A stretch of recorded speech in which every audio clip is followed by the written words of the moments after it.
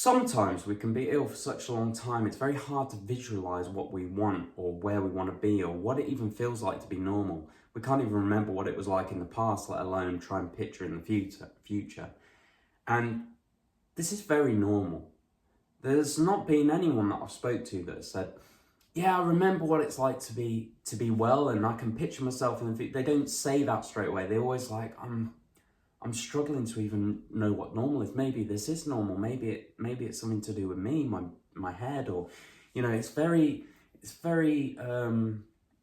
especially when people tell you it. They tell you, you're fine. You just need to get going. It's very gaslighty. It makes you feel like your reality that you're experiencing isn't true. But it's very true. What your body is telling you, you are not feeling good, you are not feeling refreshed, you're not feeling energized, you don't have any energy to even think about hobbies or think about what you love about life or having a partner or just exerting energy. It feels, just crippling, horrible. You can't even picture being that kind of person. It's normal. It's extremely normal to have that response. Just understand that. I'd have these trigger attacks when I was first trying to recover.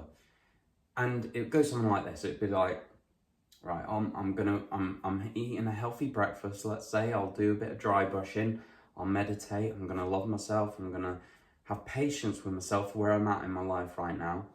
And, just take each day as it comes. And then there'll be a voice in your head saying, you got bit by that tick, James. You're going to need a lot more than this. You're deluded if you think this is all it's going to take to recover. What are you doing? You're wasting time. You know what it's like. If you have a chronic illness, you know what it's like. Your brain goes to these places where it tortures you. And you just have to navigate those triggers. What is it? What situations trigger you into that kind of response where you go out of love and peace and acceptance for yourself and where you're at and not feeling this overwhelming pressure to perform and do all these things. But what stops you being in the place where you go, I love and accept myself where I'm at right now. It's not where I want to be ideally, but I'm going to strive for better things. I'm going to take each day as it comes. That's just a loving response. All it does is benefit you. When that voice comes in your head and it's like, what you think this is going to take, all it is that's going to take for you to recover, the response to that is it going to hinder my chance of recovery? No, I'm just going to see where it goes. But we need to understand our triggers. So I'll tell you some of mine. So, as you know, if you watch my channel for any length of time, the only person I socialised with was my grandma. And she'd walk around and sometimes she'd go, I've spoken to, her grandkids from Scotland and they're going to university, they're doing so well, Thingy's just had a baby, and all of a sudden I'm dying on the inside. I'm like, I feel like a piece of shit. I feel like I'm nothing. I feel like no one's proud of me. I feel like my life's going to nothing. Oh my God, if I'd have pictured myself at 10 years old thinking where I'll be in 10, 20 years and this is where I'm at, how did it get to this? Those moments would trigger me. And you have to find a strategy in those moments, outside of them, but when the moments arise, to calm yourself down and just relax and just go, you know what? This is my life experience. This is where I'm at right now. I have no help and I'm going to try the best I can. I'm going to do my best. That's all I can do. And to put any undue pressure on yourself to perform, to come up with answers very quickly, is always going to just stress you out and leave you in the same place you were. If you think in a similar way as you thought yesterday, you'll get more of the same. So I thought, you know what? Every time I come in that situation, I'm going to allow myself to feel those feelings, but I'm going to remind myself that where do I want to be and what's going to help me get there. So the other things that would trigger me is thinking about the future. And like I said, with my grandma, she'd mention, they're going to university. My brain would go, so what are you going to do in the future, James? Are you going to go to university? Are you going to rack up that debt? What would you even pick, James? What would you even pick? You don't even know what you like, James. What are you even going to...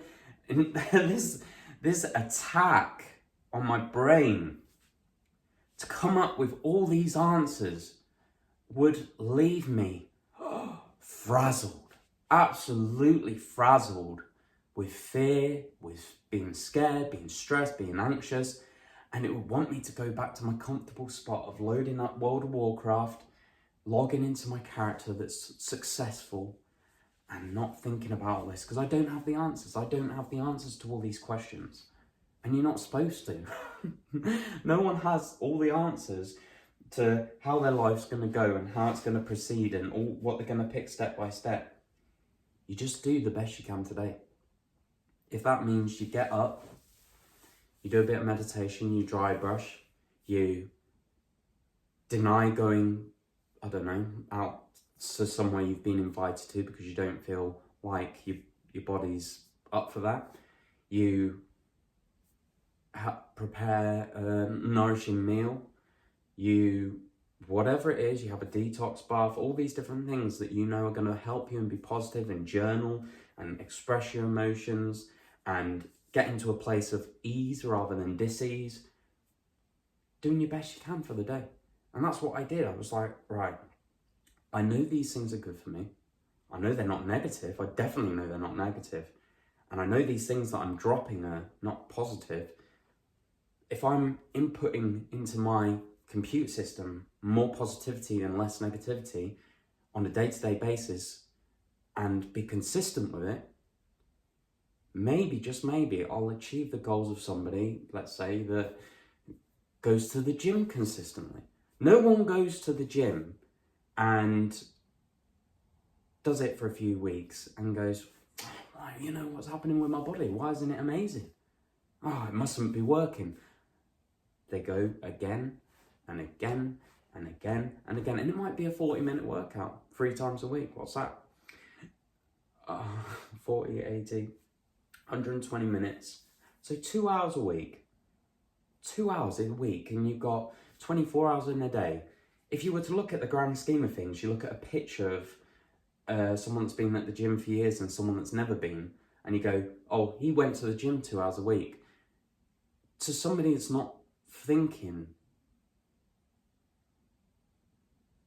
along the lines of long-term results, they go, there's no way there's a transformation. You know, he's done something for 2 hours and he's not, you know, what's happened here? What else? It must be something else. But it's about the consistency and the small things you do every day. And that's what I did. Consistent small changes really amount up into a very big change.